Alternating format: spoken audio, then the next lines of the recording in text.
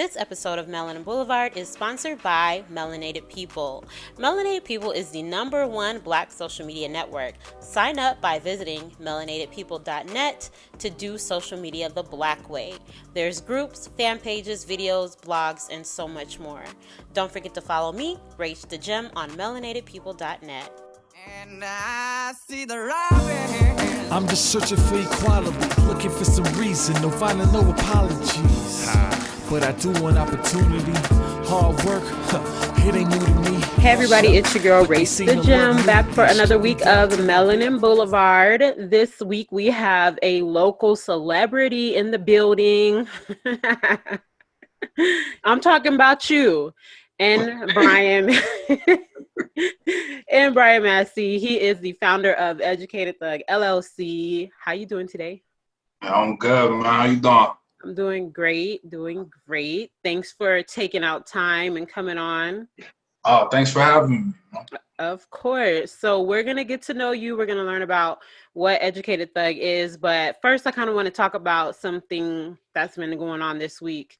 A lot of people out here got time on their hands. We got the shutdown going and people want their coins.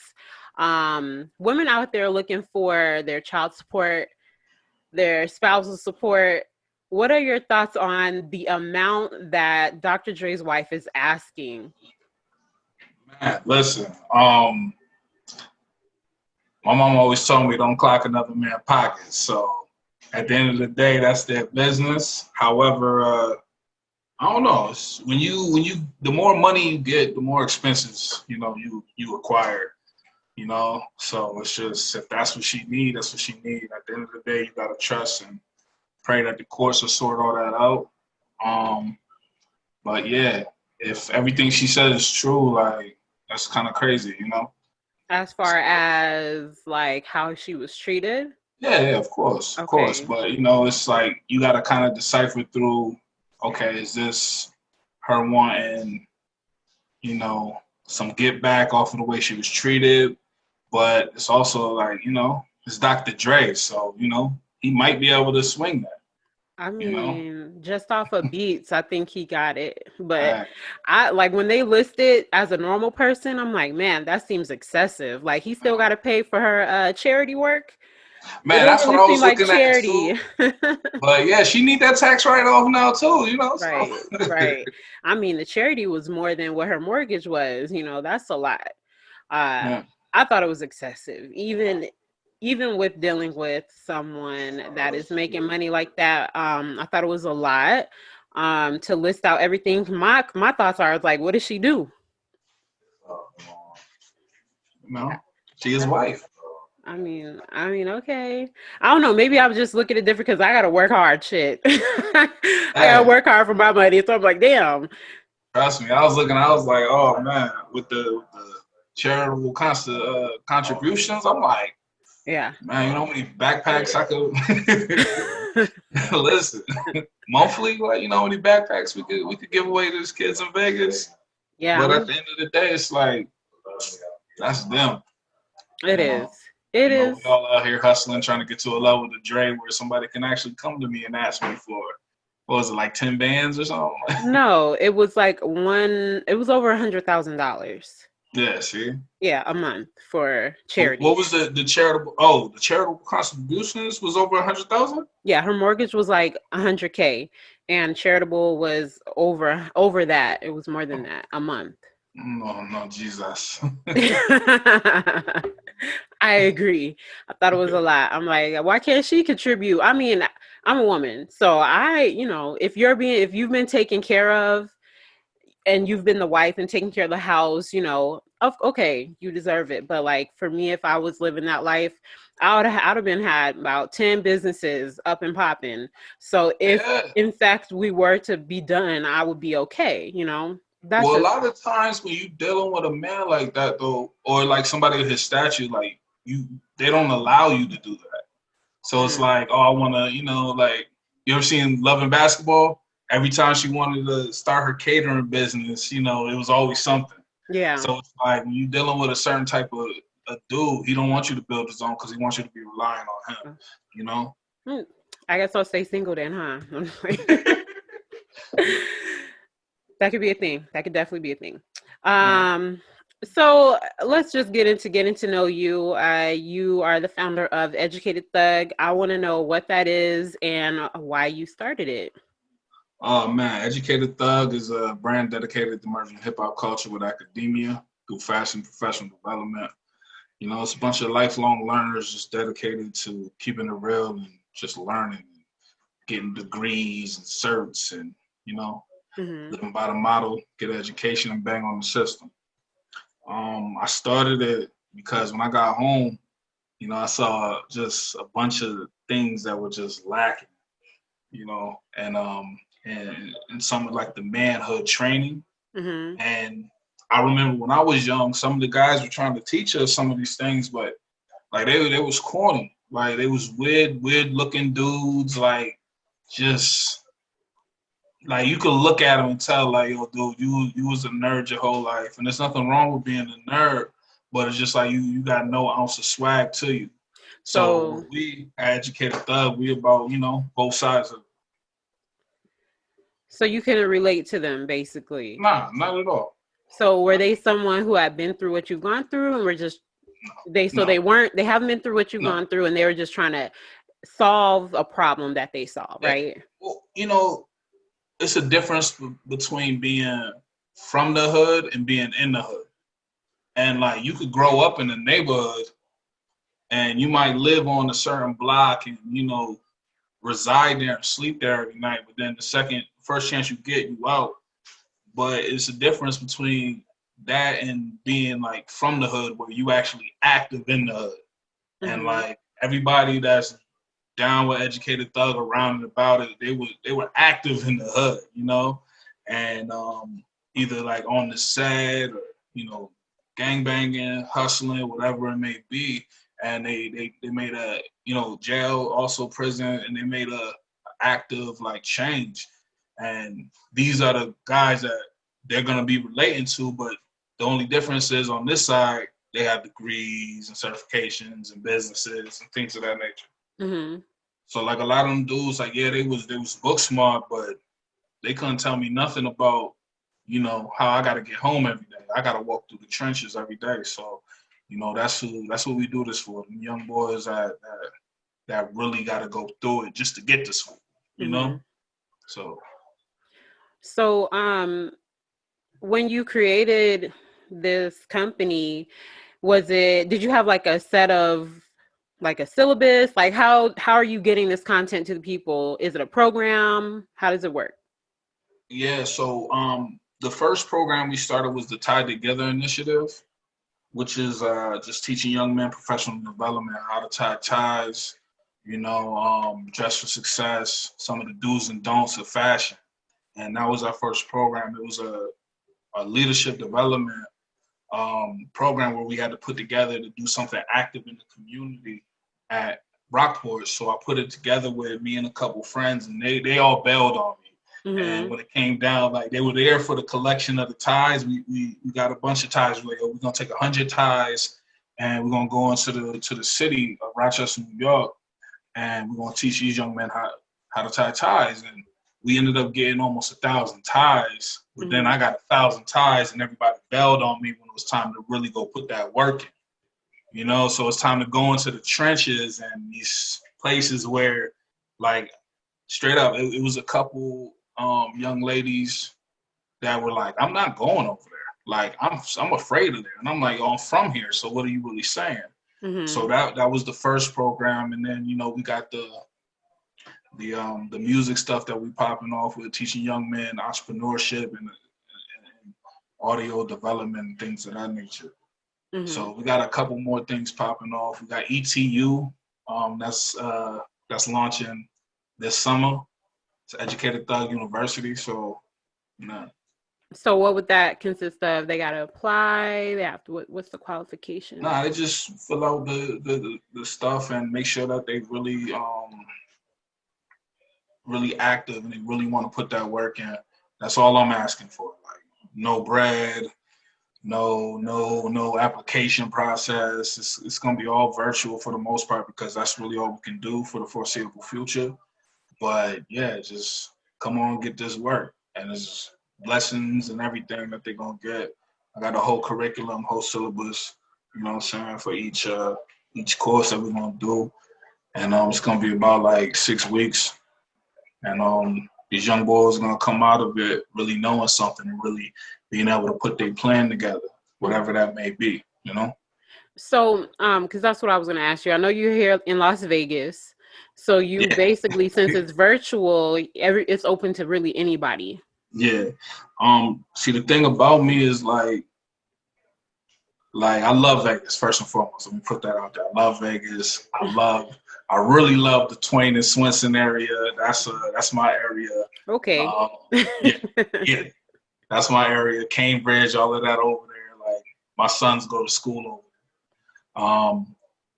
However, like me personally, I'm not local. So like I'm not from here. So I'm from New York originally. So I got a bunch of people from New York. They're like, yo, what are you gonna do something here?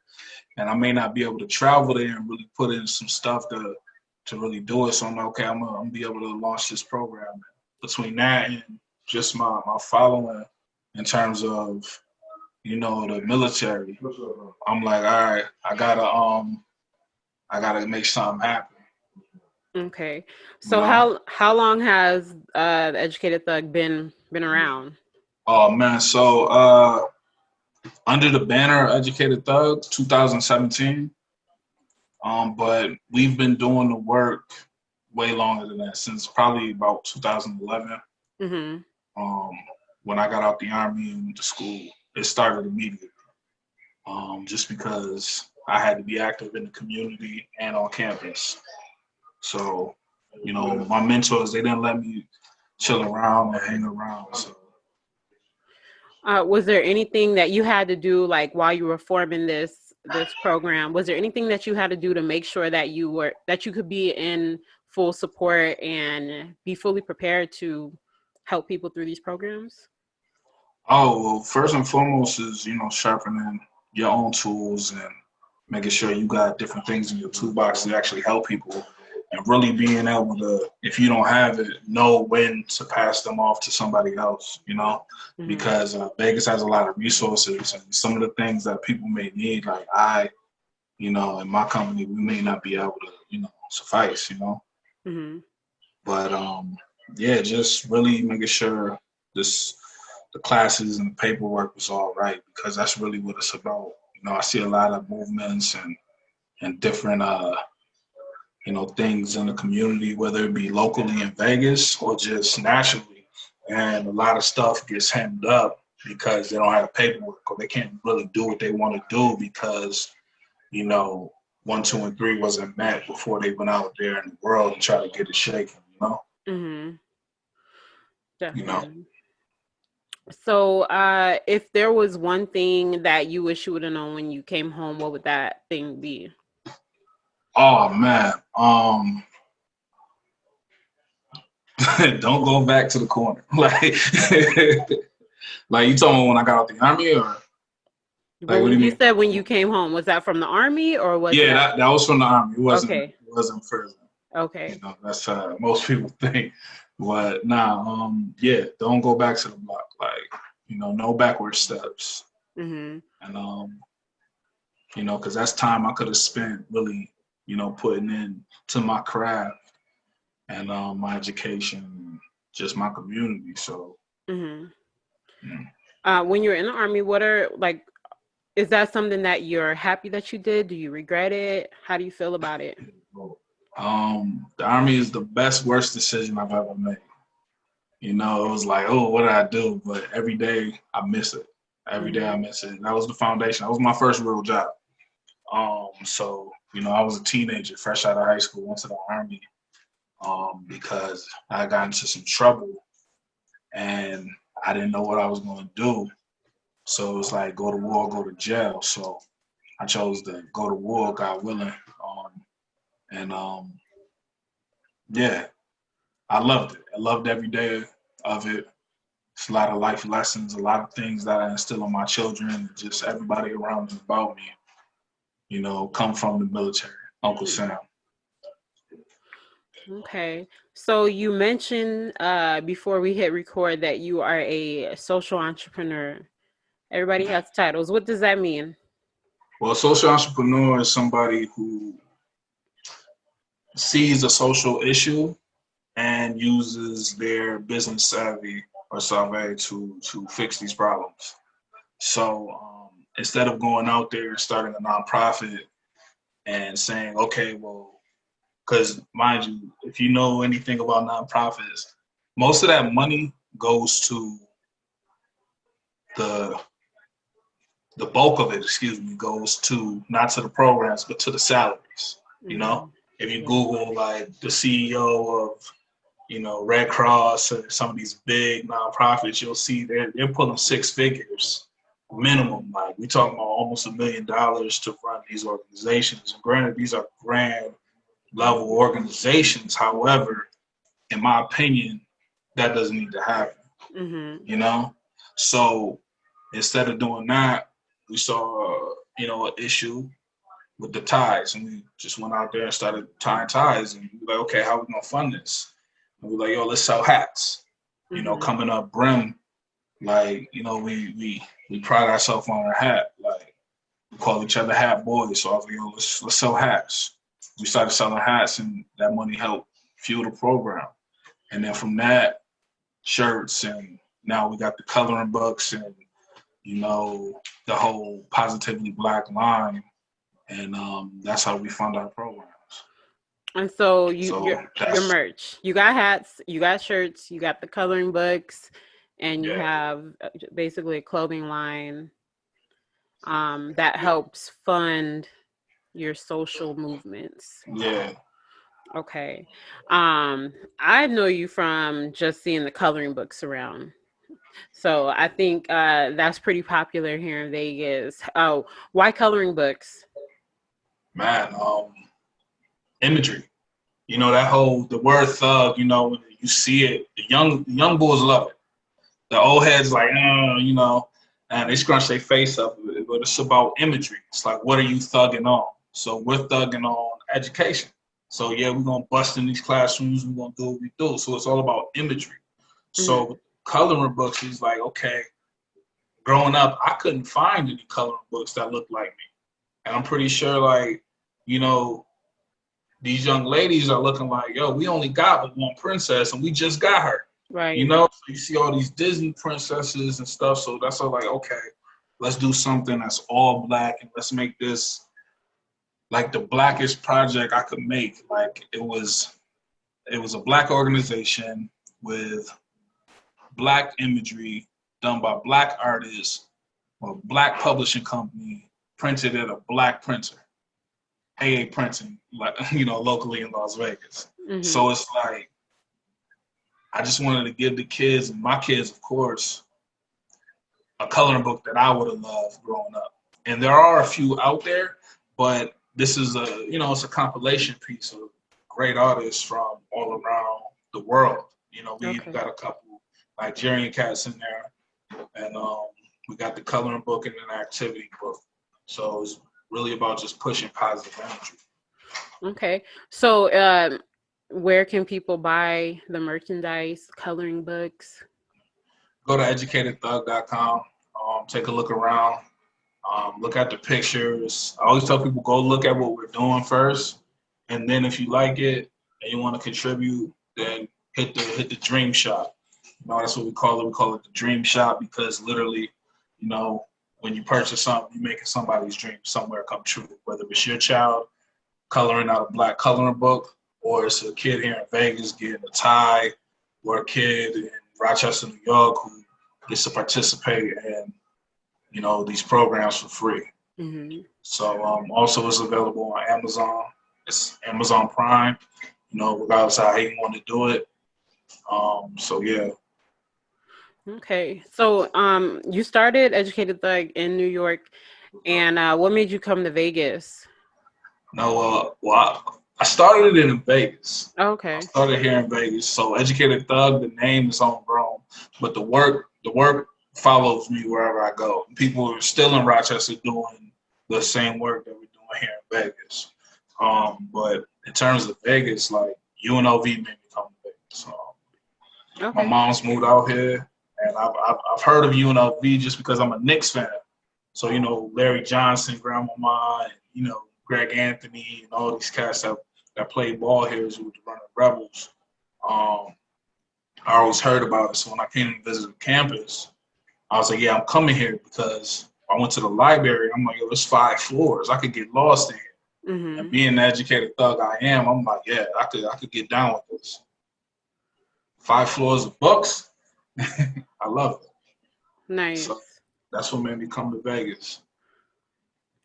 Okay, so how can people get involved? I mean, do you hiring? What you doing? You got volunteers? What's up? Man, listen, we always looking for volunteers.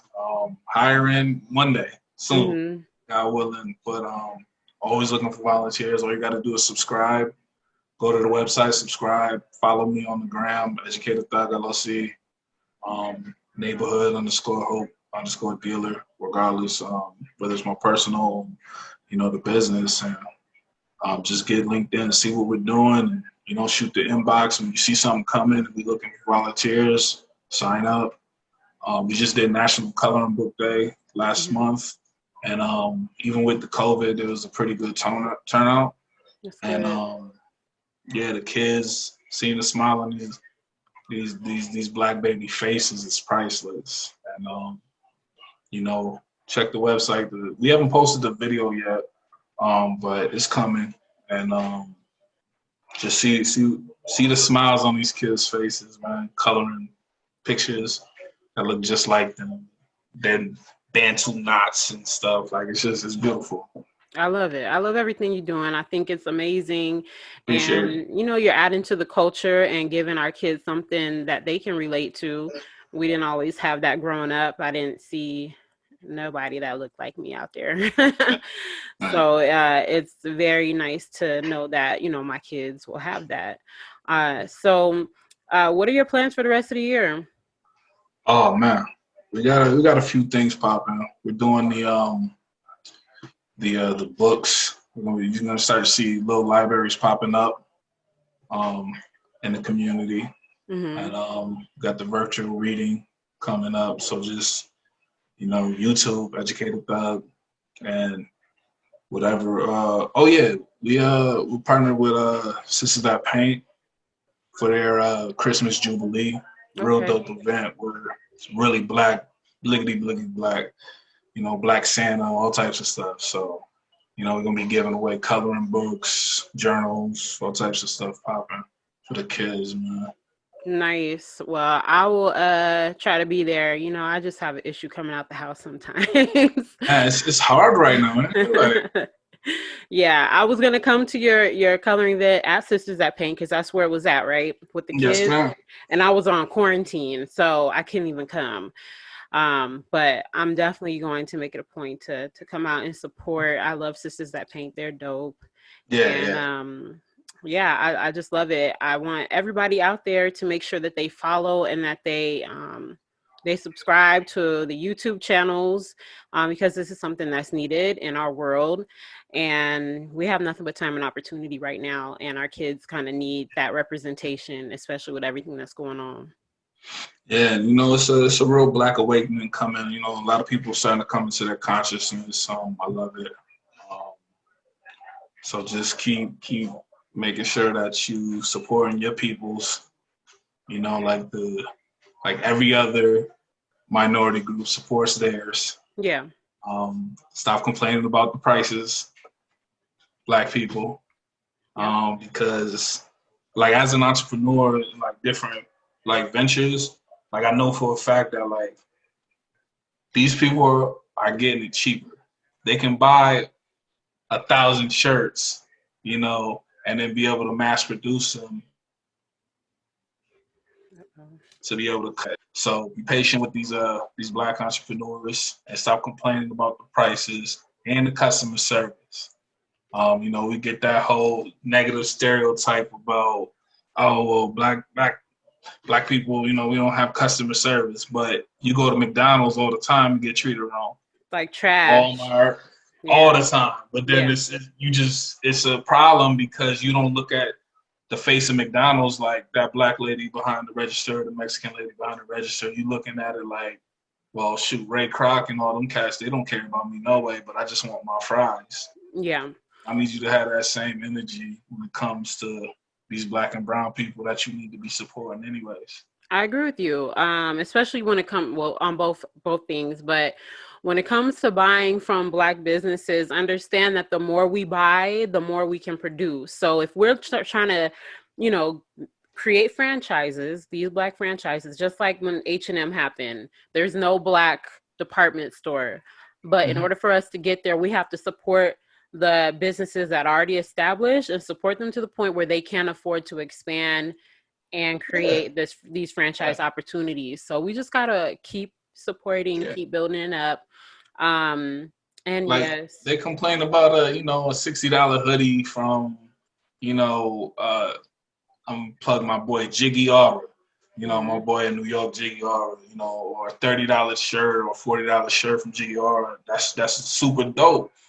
But then they'll turn around and, like, in a quick minute, cop a polo tee, a regular polo tee with nothing but the horse for what? 30, 45, 40, 45, like, so it's like, nah, like, and it's going to be 1,000 cats with that same polo shirt on. So I'd much rather keep my money, and my family. Like, everything I wear, like, even right now, either is black owned or I own stock in it, like, in the actual corporation. So if I'm wearing a Gap or Old Navy jeans, I own Gap stock.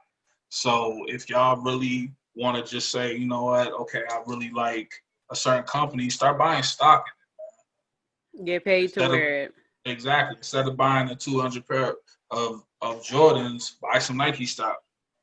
And then that way, it's like you rocking your own stuff. So Agree. But definitely support these black people out here with these tennis shoes and whatnot.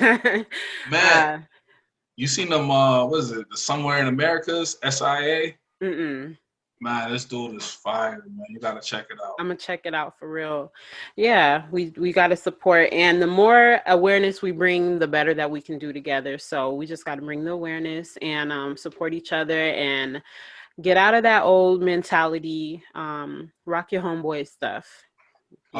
You buying a meal, you paying for a class, you paying a bill for your, instead of him asking you for the money, buy his t-shirts. Buy his t-shirts. That's what I say. I say this all the time. I feel like I got more support from my peoples when I was selling dope. Well, then now I'm selling coloring books, and it's like, I might get one, bro. Buy the coloring books. Yeah, when I was on the corner, it was like, hey, I'm with you. It happens like that. You just got to, once you change your mentality, you'll change your surroundings. So you guys make sure you follow him. Make sure you support Educated Thug and everything that they do. Volunteer when it's needed. And when they're hiring, hit me up, then maybe I might need a job or something. No, I'm just hey, listen, we're going to put you to work right now. I'm a terrible employee. Don't hire me. No, that's why, I believe in collaboration. Okay, yeah. Collaboration. So, I'm good at that. We're going to shake something. All right, you guys, make sure you follow Melanin Boulevard. I don't want to hold you, but make sure you follow Melanin Boulevard. And don't forget to tune in every Thursday. And don't forget to tell your friends to tell their friends. And maybe we could be friends. Tune in every Thursday. Bye, guys. Doses.